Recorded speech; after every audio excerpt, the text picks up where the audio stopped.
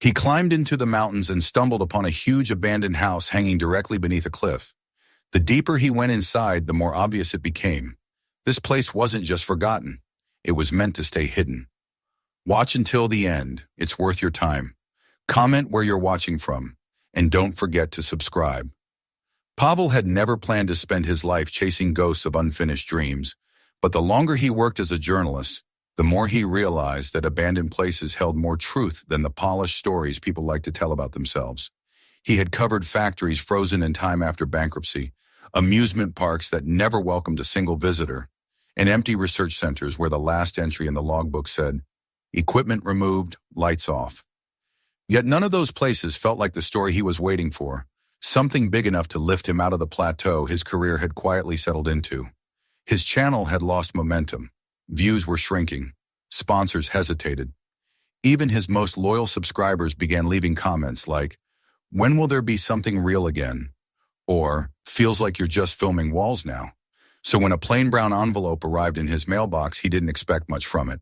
The handwriting was uneven, old-fashioned, no return address.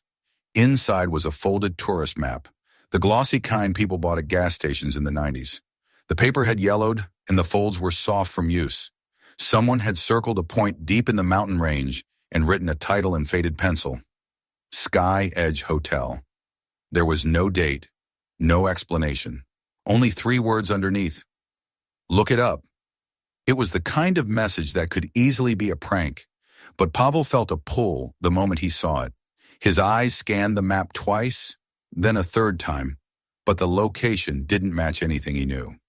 No marked trails, no settlements, no tourist routes, just rock, elevation lines, and the edge of a canyon. He turned the map over and noticed the stamp from a tourist club that dissolved more than 20 years ago, plus a torn sticker that once advertised mountain excursions. 1997 season, a year before the economic crash that tore half the country's business plans in pieces. That was the first thread. The second one came when he tried searching online. Sky Edge Hotel brought up nothing useful. No articles, no directories, no reviews, no lawsuits, no records of bankruptcy. Even abandoned projects usually left some kind of trace. Pavement plans, newspaper mentions, leaked promotional photos. Here, emptiness. So he began digging in newspaper archives, going page by page through scanned issues, and in the business section of a regional paper dated June 18, 1996, he found 2 sentences. A team of Russian investors in cooperation with a French architect announced the construction of an extreme format mountain resort tentatively titled Sky Edge Hotel. The opening is scheduled for 1990, and that was all. After that, silence. No updates. No cancellation notices. No grand opening. And yet, when Pavel compared the old hand-drawn map with satellite imagery, he saw it. Not clearly, not as a building, but as something that did not belong to natural rock. A geometric interruption, a shadow shaped like terraces cut into a cliff. 10 meters long, maybe more, with lines too straight to be erosion. Artificial, human, still there. His pulse quickened the way it always did before he committed to a story. He spent the next hours cross-referencing coordinates, tracking old cadastral documents, tracing a dissolved company with a matching name, Sky Edge Loti, liquidated in 1999 with debts unpaid. No more details surfaced, only fragments, like the ghost of a business plan someone tried to bury. The more he searched, the clearer one thing became. There had been a real construction project. It really was meant to open, and for some reason it had been erased almost completely. That was enough. He printed the map, marked a route, and opened the weather forecast. The mountains were entering a short window of calm before the storms, 3 days of clear skies. After that, snow and wind would make the approach too dangerous. It meant he had to move now, without overthinking. He packed fast by habit. Rope, harness, gloves, helmet, camera equipment action cam, wide lens, 2 power banks, a half-functioning drone whose battery was growing weak but still serviceable for short flights, a first aid kit, water and salt tablets, a small burner for melting snow if needed. He debated taking climbing protection gear, but decided against heavy hardware. If the building still existed and had any kind of interior, It would either be anchored well enough or gone entirely. The real danger wouldn't be climbing. It would be collapsing concrete, rusted beams, unknown gaps in the floors. He knew the rules of solo fieldwork. Always leave your coordinates with someone reliable. Always set a check-in time. Always assume you'll be out of contact for longer than expected. He messaged a friend, dropped a location pin, and wrote, "If I don't text by Sunday evening, call rescue." The reply came instantly. "Again? You need a hobby that doesn't try to kill you." Pavel smiled and closed the phone. The drive took half a day. The further he went, the more the world felt like it had stopped caring about what used to exist there. Gas stations were run from metal containers. The one diner left on the road sold soup that tasted like someone reheated it every morning for a week. The locals didn't ask questions when they saw his backpack and ropes. They had seen hikers come and go. The mountains took care of silence on their own. He parked at the last point a car could reach before the road dissolved into gravel and frost-heaved rock. The air was sharp, clean, untouched by anything modern. The hike began with a trail used by herders and hunters, the kind that only exists because boots and hooves have walked it enough times. From there, he broke into the slope, following the old map overlay and the satellite sketch he had printed. The ascent was slow, deliberate. Wind whistled between boulders. Snow crunched under his boots where the sun could not reach. Hours passed and the ridge finally opened, and there it was. Not a myth, not a name in an envelope. A real structure, impossible and silent, clinging to the face of the mountain like something half-built, half-forgotten. What he saw did not resemble an ordinary hotel. Several rectangular platforms jutted out from the cliff, arranged in staggered levels as if someone had tried to build floors outward instead of upward. Large sections looked upside-down windows where ceilings should be, beams pointing into empty air. Rusted railings curved over nothing but wind.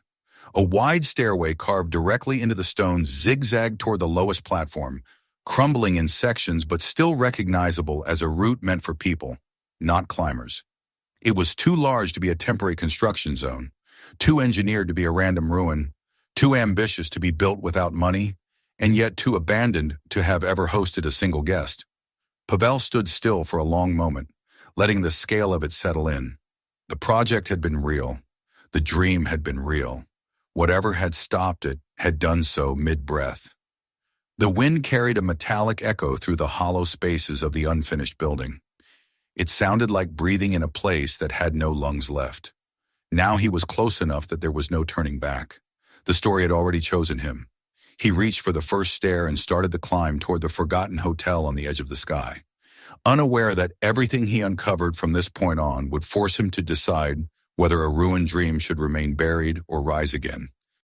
The first steps onto the staircase carved into the rock felt like crossing a threshold into someone else's unfinished thought. The stone under Pavel's boots was uneven, fractured by years of frost and heat, with patches where entire slabs had collapsed into the void below. The railing, or what remained of it, was a series of rusted metal posts leaning outward. Some snapped, some bent downward as if gravity had slowly pulled them toward the abyss. Every few meters he had to stop to test the stability of the next segment before committing his weight to it.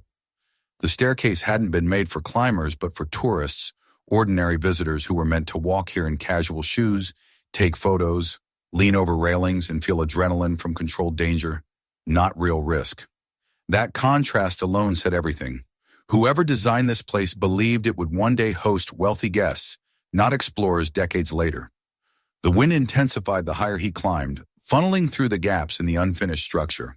It carried the sterile smell of stone mixed with the faint tang of rust, and in the distance the air hummed faintly through the empty spaces where windows and doors should have been. He could already see the lowest platform up close now, a concrete slab supported by a skeleton of steel beams anchored into the mountain. Nothing about it felt improvised.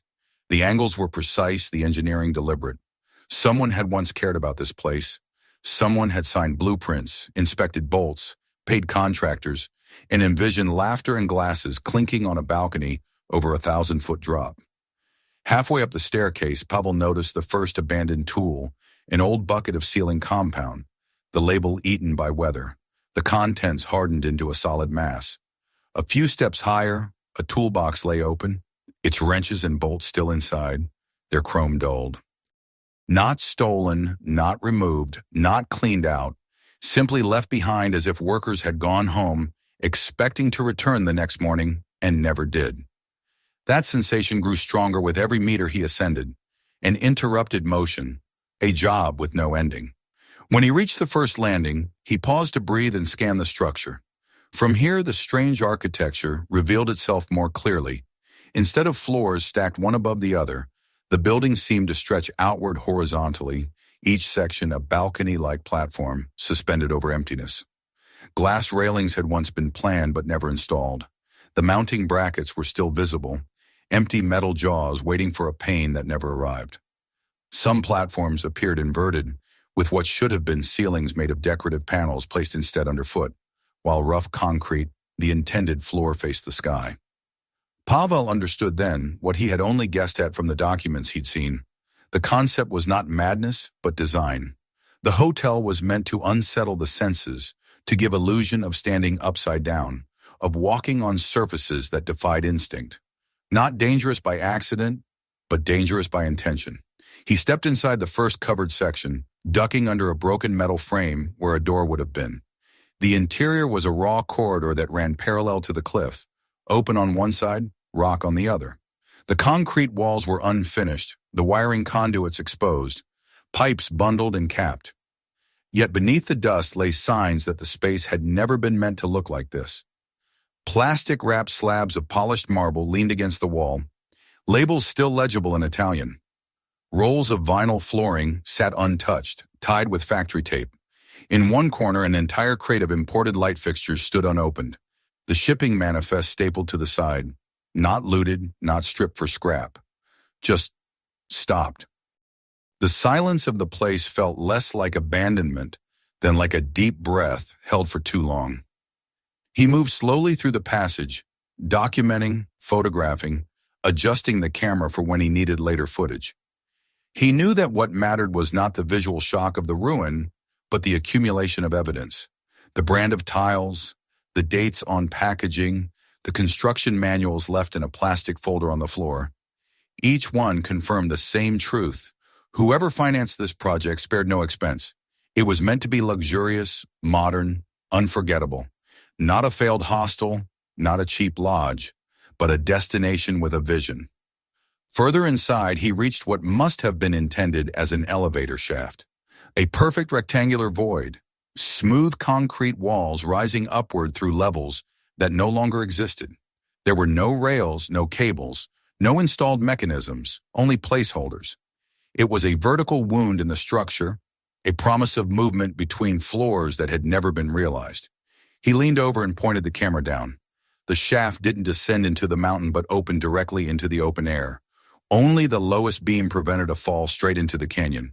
It was both disturbing and beautiful, a reminder that the building was still halfway between idea and execution. The next room revealed stronger evidence of purpose. A stack of blueprints covered in dust sat on a makeshift wooden table, weighed down by a brick. Pavel brushed off the top sheet and studied the lines. They showed a full layout of guest rooms, the ones built sideways, rotated 90 degrees so beds would appear to hang over nothing, with ceilings that curved downward instead of upward. It was an intentional psychological trick, designed not just to impress, but to disorient, to create a sense of living where gravity breaks. The plans were stamped Sky Edge Resort, Phase 2. He turned pages and the thrill of discovery deepened. There had been a restaurant level with panoramic glass flooring, a viewing deck marked Sunset Chamber, a private suite embedded directly into the rock, with a wall planned from one uninterrupted window sheet. This was not a reckless stunt of an amateur architect. It was the work of someone bold and visionary and funded well enough to make the impossible nearly real. But everywhere the same pattern repeated, tangible progress that ended suddenly. A pallet of materials still in shipping wrap, an instruction sheet taped to a column, dated November 1998, a handwritten list of tasks for Monday Team B, then nothing past that date. As he walked deeper into the half-formed hotel, he realized something else. There were no signs of vandalism, no broken bottles, no graffiti, No traces of squatters. No teenagers had snuck in to leave their mark. No thieves had peeled copper cable from the walls. The hotel had not been forgotten by time. It had been avoided, as if the world had agreed, quietly and collectively, to pretend it wasn't here. He reached a wide-open platform overlooking the valley. From there, the mountain range stretched into mist, and the sky felt closer than earth. He understood, just for a moment, the ambition behind this place. People were meant to stand here with drinks in their hands, with music playing softly behind them, with the pride of being among the few who could afford to live above the world instead of inside it. It should have been a marvel, a headline, a postcard. Instead, it was a hidden skeleton of a dream that never learned to breathe. Pavel took one last panoramic shot and lowered the camera. The next step would be deeper into the offices, the storage rooms, the paper trail that could explain not just what this hotel was supposed to be, but why it died the way it did. He didn't know exactly what he would find, but one thing was already clear. Whoever built Sky Edge had planned for a future that simply never arrived. And now it was up to him to trace where that future went. He turned toward the darkened doorway that led further inside. The wind howled through the empty frames of uninstalled windows behind him. The hotel was waiting, and he would go on until he reached the room where the truth had stopped being written. Then, and only then, the story would begin to unfreeze. Pavel entered the interior section of the structure where the light from the cliffside no longer reached, and for the first time since stepping onto the abandoned hotel, he felt as if he had crossed into the part of the past that no one had touched. The wind faded behind him, replaced by a heavy stillness that suggested not just emptiness, but interruption. The floor was covered in a thin, even layer of dust, undisturbed, without a single footprint. No hikers, no vandals, no curious wanderers. Whatever had happened here had ended so abruptly and so far from public attention that the place had remained sealed not by locks or guards, but by obscurity. It took a few moments for his eyes to adjust, and then shapes began to emerge. Filing cabinets pushed against the wall, sealed cardboard boxes marked with shipment codes, a desk built from construction planks but covered neatly with office materials that no one had ever returned to collect. A calendar hung on the wall, its curled corners showing January 1999.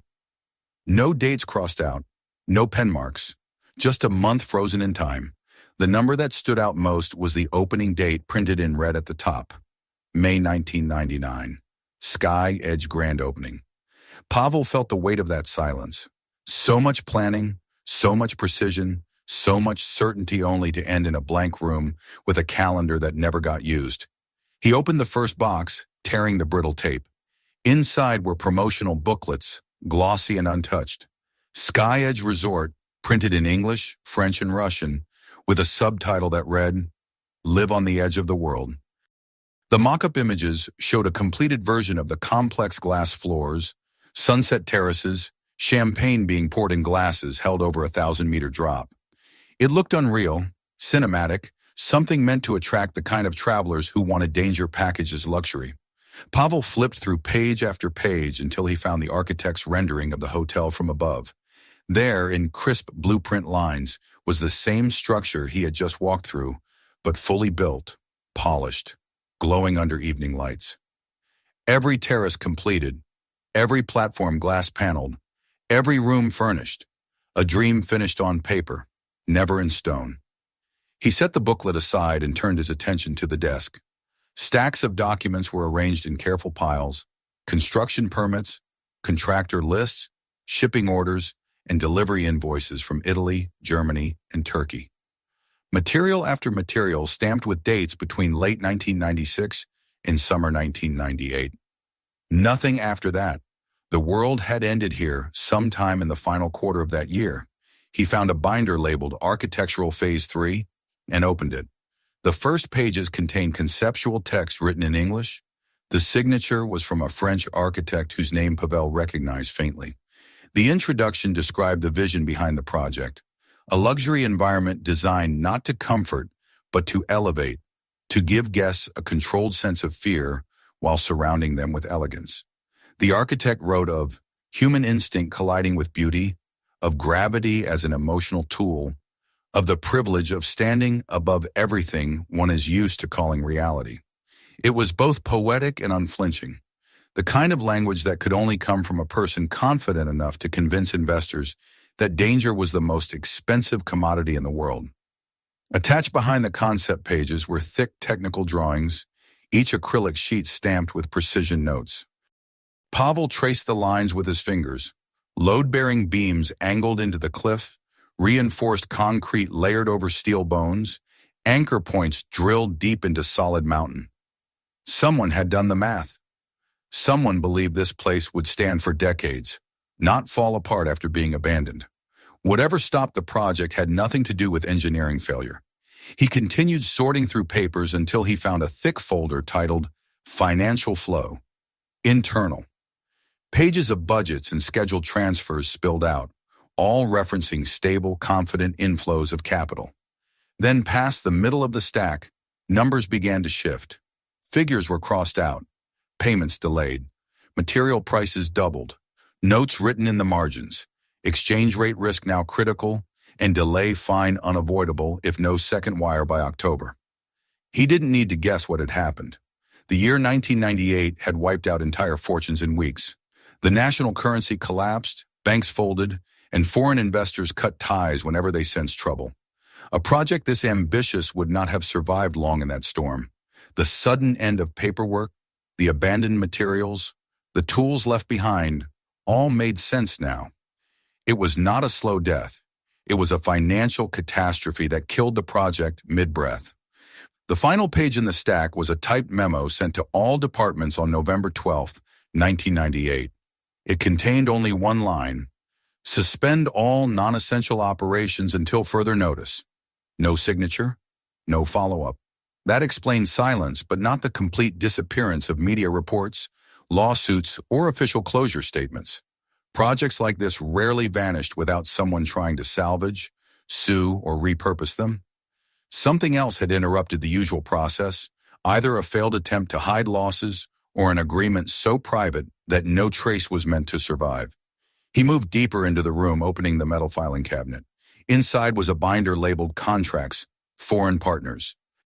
It listed suppliers of glass flooring, stainless steel anchoring plates, panoramic window sheets.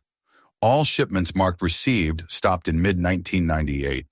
The final pages revealed one name repeated several times in handwritten notes: hold pending crisis. The supplier addresses were European. Some of the invoices had red stamps of cancellation due to unpaid balance. And then Pavel found a stack of architectural hand sketches tucked behind the binder, a rare glimpse into the mind of the project's lead designer. Rough pencil drawings showed concept bedrooms where the bed was mounted on the wall instead of the floor, giving the illusion of sleeping sideways above the canyon. Another showed a glass walkway labeled Night Path, meant to glow from beneath like a floating ribbon. The sketches felt alive, unfinished, as if the architect had been mid-thought when the world pulled the pen out of his hand. Pavel paused when he reached the last document, a letter printed but never mailed, dated December 1998 and signed by the architect. His English was clean but emotional. If we stop now, the world will not remember that we almost built something no one else had dared to imagine. But if we finish, even at half size, they will understand that fear is not the enemy of beauty, but its mirror. I cannot build this alone. I need the mountain, the investors, the workers, the steel, the time. But above all, I need belief that the world still wants something new. The letter ended with, if the money returns, I return. The money never returned. Pavel sat back, feeling the gravity of the discovery settle inside him. The documents didn't just prove what had happened, they proved what could have happened. A hotel suspended between sky and stone, attracting people from all over the world, becoming the kind of place that lived in travel magazines and memory. An icon of a decade that never allowed it to be born. What he held in his hands wasn't only the record of a failure. It was the record of a dream interrupted by history. He packed the most important papers into his scanning folder and stood. He wasn't finished. There was still the unanswered question of what happened after the shutdown. Why the place was left untouched.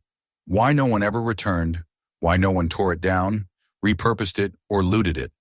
If the project froze in 1998, There had to have been movement afterward, legal, financial, administrative. Someone must have inherited the ruin. Someone must have made a decision. He took one last look around the room, then toward the hallway that led deeper into the complex. Ahead lay the evidence of what happened after everyone left.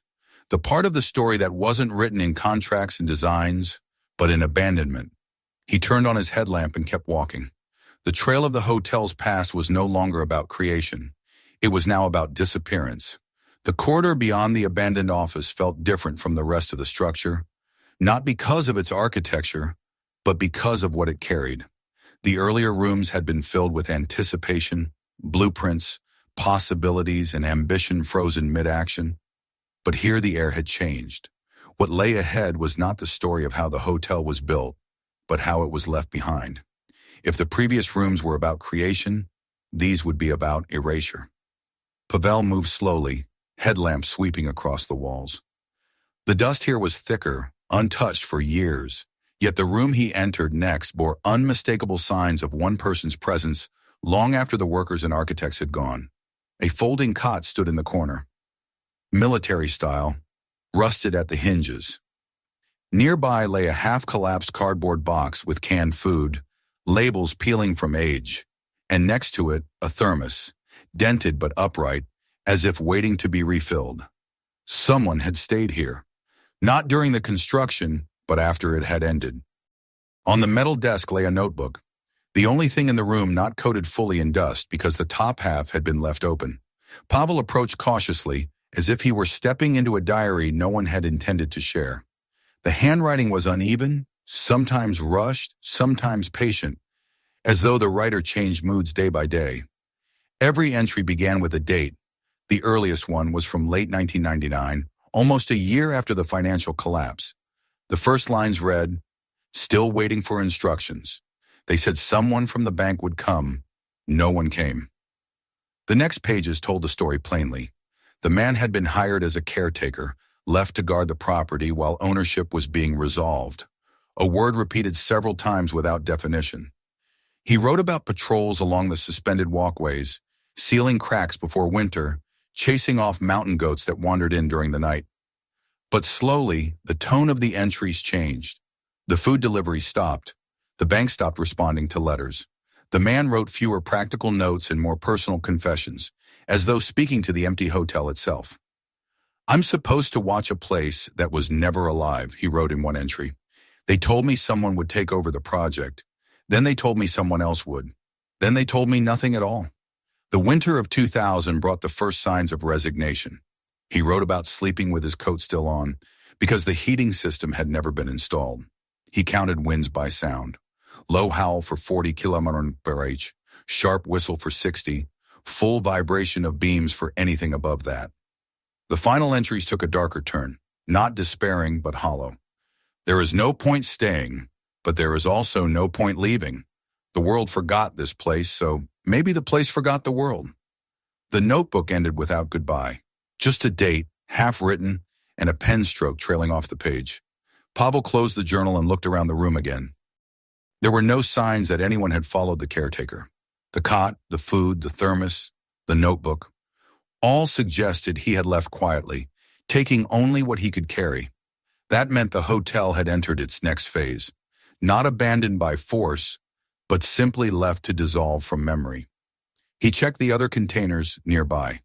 One held binders stamped with legal seals, foreclosure notices, debt summaries, and property transfer filings that never finished processing. The bank had seized the project as collateral, but never found a buyer willing to take responsibility. A full demolition would have cost millions more than the property was worth. A sale was impossible because no insurance company would cover a building hanging over a cliff. So instead, they did nothing. A decision without a signature. A silent, bureaucratic burial. The next folder revealed internal correspondence, meeting memos, risk assessments, discussions of liability. One document carried a stamped conclusion in bold, D for action, object placed in passive status until further review. The date was April 2001. There were no documents after that, no signatures, no approvals, not even a closure line. The hotel had entered legal limbo, owned, but not managed. registered but not maintained, real but treated as though it no longer existed. Pavel continued searching and found a second, smaller notebook, this one filled with evaluations done by engineers after construction had stopped. They inspected anchor points, measured corrosion, and logged wind damage, each report ending with the same sentence: structure currently stable, but risk increases with time and weather. Recommend regular monitoring. No monitoring had followed. This was the missing piece. The building hadn't survived because it was preserved. It had survived because it was ignored, and because it had been built too well to collapse quickly. It remained standing not by intention, but by accident. He sat back against the wall, processing the story now forming in full. A spectacular investment killed by economic crisis, a bank unwilling to claim responsibility, a caretaker abandoned without instruction, a structure left untouched because demolishing it would cost more than pretending it wasn't there. And somewhere beneath it all, the lives of those who once believed in the place, the workers with unpaid wages, the architect who had been forced to leave the country, the investors who vanished beneath financial ruin. Now Pavel understood why no one had ever written an article or documentary about the hotel. There was no single scandal, no dramatic explosion, no moment of cinematic failure. The story had faded not by force, but by slow suffocation, a dream choked out by silence and paperwork. But something else was beginning to press at the back of his mind. If this place was still structurally stable, if the documents still existed, if the design was still intact, then the question was no longer only why did it fail, but also could it return? That thought was still forming when he closed the last folder and realized his footage and scans were no longer just evidence of a ruin, they were evidence of potential. He stood, took one last look around the caretaker's former quarters, and strapped his pack again. Outside, the wind cried along the edge of the unfinished hotel, but it no longer sounded like a warning. It sounded like a place waiting for someone to decide what it would become next. The only thing left now was to take the story back into the world and watch what it did once people finally saw what had been forgotten. He stepped back toward the entrance, carrying everything he needed to revive a ghost not into life, but into memory. The next chapter of the hotel's story would not be written in dust, but in light, and the world was about to notice it again. The descent from the mountain felt lighter than the climb, not because the path had become easier, but because Pavel now carried something more substantial than footage and documents. He carried a story with weight. He had gone there to record a ruin. Instead, he had uncovered a blueprint of what could have been the most daring hotel ever built in the country, abandoned not by engineering failure, but by history itself. He left with scanned records, photographs of untouched rooms, notes from the forgotten caretaker, and the unmistakable sense that the world would not stay indifferent once it saw what he had seen. Back home, the first thing he did was transfer every file onto multiple drives. Then he began building the narrative, thread by thread, in the form he knew best, a long-form documentary, told not through a voiceover of drama, but through the steady unfolding of fact photos of the unfinished terraces, close-ups of the architectural sketches, scanned letters from the architect, excerpts from the caretaker's notebook, and overhead drone footage showing the entire structure clinging to the cliff like a suspended relic of ambition. He titled the video, "The Hotel That Never Opened, a $40 million Dream Left Hanging Over a Mountain." The title was simple, but the content was not. It showed the promises printed in glossy brochures against the stark reality of abandoned concrete. It showed the 1997 pages of confident financial forecasts beside the 1998 pages full of crossed-out numbers and red ink warnings. It showed the staircase no tourist had ever climbed, the suites no guest ever slept in, the restaurant terrace that never echoed with voices, the elevator shaft that led not between floors, but straight into a canyon of wind. He didn't dramatize anything. He didn't need to. The facts carried their own tension. He ended the video quietly with the architect's unfinished letter. "If we stop now, the world will not remember that we almost built something no one else had dared to imagine." Then a single statement in text. 25 years later, it is still standing.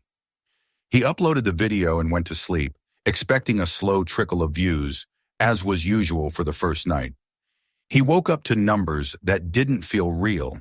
The video had passed 100,000 views in less than 12 hours, then 200, then 5. The comment section grew by the minute, not the usual stream of casual reactions, but long, thoughtful messages from architects, civil engineers, former construction workers, travel enthusiasts, and people who had lived through the economic collapse of 1998. Some remembered hearing rumors about a mountain hotel that never opened. Others were stunned that such a structure existed at all. A few even claimed to have worked briefly on the project, now seeing their memories validated by footage they never expected anyone to gather.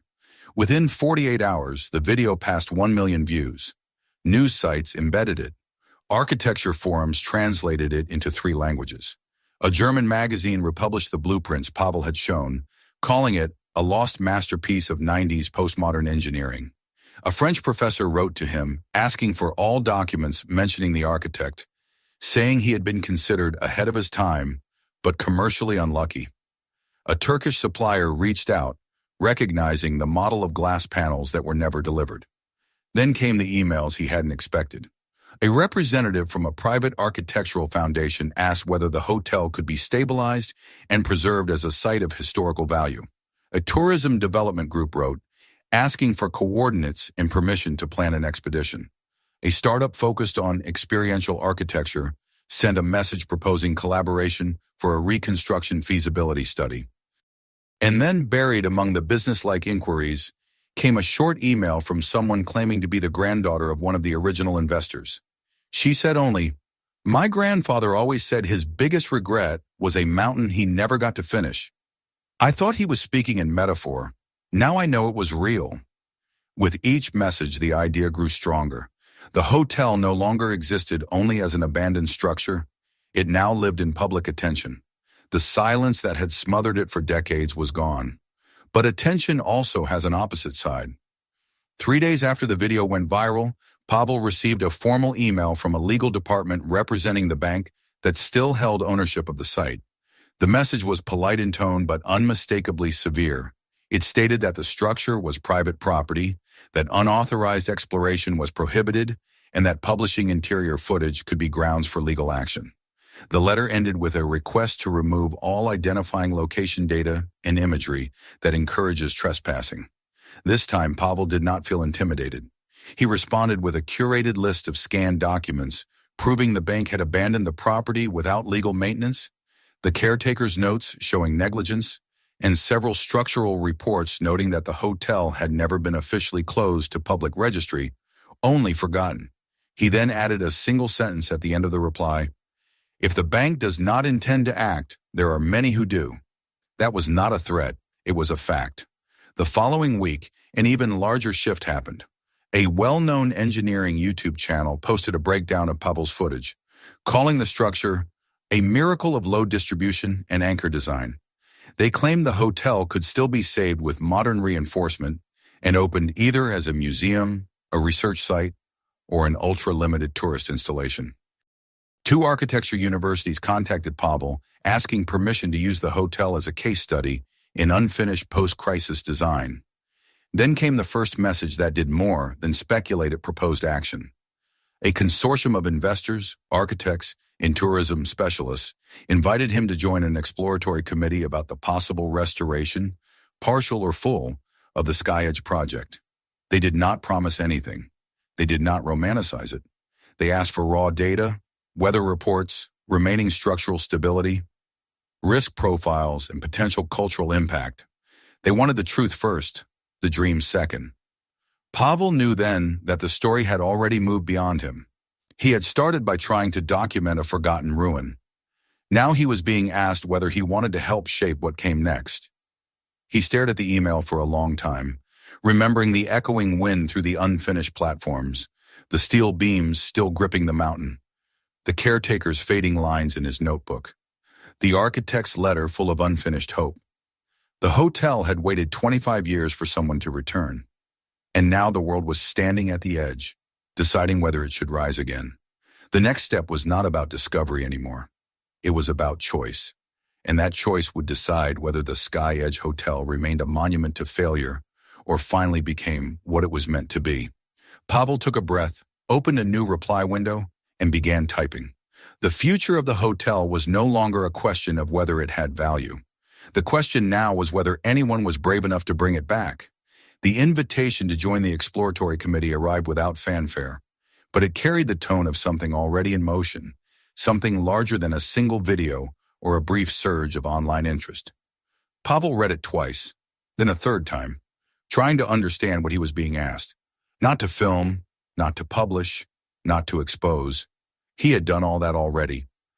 Now they were asking whether he was willing to stand on the other side of the line, not as a witness to the hotel's past, but as a participant in its future.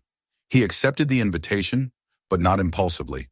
Before replying, he spent several days reviewing every file he had analyzed during the investigation. He rewatched his own footage at half speed, looking not for narrative, but for structure. The angles of the suspended platforms, the stress fractures beginning in the concrete, the rusty points where cables met steel. He read again the financial tables, the architectural plans, the caretaker's notebook, and the final letter of the architect who had believed in the hotel more than anyone else. By the time he wrote his answer, he knew one thing for certain. He did not want the place to be turned into a spectacle or a tourist trap. If it were to return at all, it had to return with dignity, not as a commodity, but as a preserved story. The committee meeting took place online first, gathering people from different countries, structural engineers, a tourism consultant, a legal specialist, 2 architects, a representative from an investment group, and Pavel, the man who had found the hotel's pulse still beating under its abandoned shell. It felt surreal at first. He was the only person in the call who had actually stood inside the hotel. The others had seen it only through his recordings, yet every one of them spoke with a sense of seriousness that made him realize he was no longer the only one who felt the hotel deserved another chance. The first discussion was pragmatic. The engineers wanted raw data, wind loads, anchor depth, steel fatigue, seismic history. They spoke in terms of reinforcement, weight thresholds, projected corrosion growth over the next decade. The architects focused on what could be restored without betraying the original concept. How much could be rebuilt? How much should remain as pure preservation? The investors listened quietly, asking occasional questions that translated numbers into outcomes. How many visitors could the site handle safely? What infrastructure upgrades would be required? What is the balance between preserving authenticity and ensuring long-term economic viability? Pavel said little in the beginning, but they all turned to him eventually, not for math or cost of valuation, but for a different question. What do you think the story of this place should be? He hadn't prepared an answer, yet it came easily when he spoke. I don't think the purpose is to finish the hotel the way it was planned in the 90s, he said. That version is gone, and trying to resurrect it exactly would only turn the place into a copy of a dream. What still exists is more valuable than that. It isn't a luxury hotel anymore. It's a monument to interrupted ambition, a place that shows how far people were willing to go before the world changed beneath their feet. If we do anything, it should be to preserve that truth, not erase it under fresh paint and glass. There was a moment of silence, the kind that meant people were thinking in ways they had not previously allowed themselves to think. And slowly, one by one, heads nodded. The consultant spoke first. So not a hotel, a hybrid space, part museum, part architectural relic, part public viewpoint. Something rare, one of the architects added, a place that respects what it failed to become. The idea evolved through the next meetings. They discussed a phased restoration, beginning not with grand rebuilding, but with stabilization securing anchor points, installing safety railings, reinforcing the load-bearing joints, and creating one safe access route for guided visits. No overnight stays, no full-service tourism, just a controlled experience, limited groups, curated understanding. The building would be the exhibit. Its unfinished corridors would remain visible, its exposed concrete and uninstalled fixtures left in place, its platforms reinforced but not reimagined. The point was not to complete what had been abandoned, but to acknowledge its incompletion as history. Then came the legal meeting. The bank representatives finally agreed to speak, and their tone made it obvious they were not there out of enthusiasm. They wanted to know who would assume liability, what protections were in place, who would sign responsibility for injured visitors. They spoke in legal language, but underneath their concern was a clearer motive: protecting themselves. After years of ignoring the property, they now feared that public interest would turn negligence into accountability. The committee did not argue. Instead, they proposed a simple model. The bank would retain ownership, but a separate operating foundation would be created to manage and insure the site. Funding would come from private investment, sponsorship, and tourism income. But the property title would remain unchanged. The bank would not be responsible for restoration, promotion, or operation, only for granting access. In exchange, the institution would receive a percentage of all revenue generated by the restored site, without risk. It was a clever arrangement, one that kept the bank from blocking the project, while giving them a reason not to interfere. They asked for time to consider. The committee expected weeks of silence. The response came in 3 days. The bank agreed. Pavel's role changed after that. He was no longer simply documenting progress, but shaping it. He traveled to the mountains again, this time not alone, but with a team of surveyors and safety experts. They measured the depth of rust on every exposed beam, tested vibration levels in the anchoring joints, and placed monitoring sensors in critical spots. He watched the professionals work and felt something he had not felt during his first climb relief. The structure was not dying, it was waiting, patient and stubborn, like something built not just to stand, but to be found again. Weeks turned into months. The online interest did not fade. Architecture students created digital reconstructions of the original design. Journalists published articles about unfinished landmarks of the 20th century, listing the sky edge among them. The granddaughter of the original investor sent Pavel a scan of a letter her grandfather had written during the crisis. It said, "We built something the world was not ready for. Maybe someday it will be." The phrase stayed with him. When the first phase of stabilization was complete and a temporary walkway was installed for controlled access, Pavel stood once more on the main platform overlooking the valley, this time not as an intruder, but as someone who had helped bring life back to a place that had once been declared economically worthless. He watched the mountain fog move beneath his feet like slow water. The wind felt sharp and clean. The hotel no longer looked abandoned. It looked paused, like something that had started breathing again after a long sleep. There would be more phases: funding contracts to finalize, safety approvals, insurance layers, visitor protocols, interpretive signage, an endless discussion about how much should be preserved exactly as found, and how much could be adapted without rewriting history. But the irreversible moment had already passed. The building was no longer a forgotten expense. It was a project again, a story with a direction instead of an ending. Pavel touched the railing new, but placed exactly where the architect had planned the original glass balustrade to stand. It wasn't a restoration of luxury, it was a restoration of meaning. He thought about the caretaker who had waited for instructions that never came, about the architect who had left a letter instead of a farewell, about the workers who had nailed beams into a cliff, believing they were building something permanent, about the silence that had lasted 25 years until a single video broke it open. He realized then that this was the true shape of the story. The hotel had not been saved by nostalgia, or money, or outrage. It had been saved by attention, by being seen again. When he finally left the platform and began the descent, he did not feel like he was leaving a ruin anymore. He was leaving a beginning. The Sky Edge Hotel would never become the resort it was promised to be, but it had become something else. An unfinished monument restored not to completion, but to relevance. Proof that even abandoned dreams can still matter, if someone is willing to go back and ask why they were abandoned in the first place. And somewhere, in an archive that no one had checked for decades, the architect's letter still waited, holding a sentence that no longer sounded tragic, but fulfilled. If we stop now, the world will not remember that we almost built something no one else had dared to imagine. The world would remember now. The mountain would still hold the hotel, and the hotel at last had found people willing to carry the rest of the story forward. If you enjoyed this story, Make sure to subscribe so you don't miss the next one. There's a lot more coming. Share this video with someone who would love it and check out the other stories on the channel.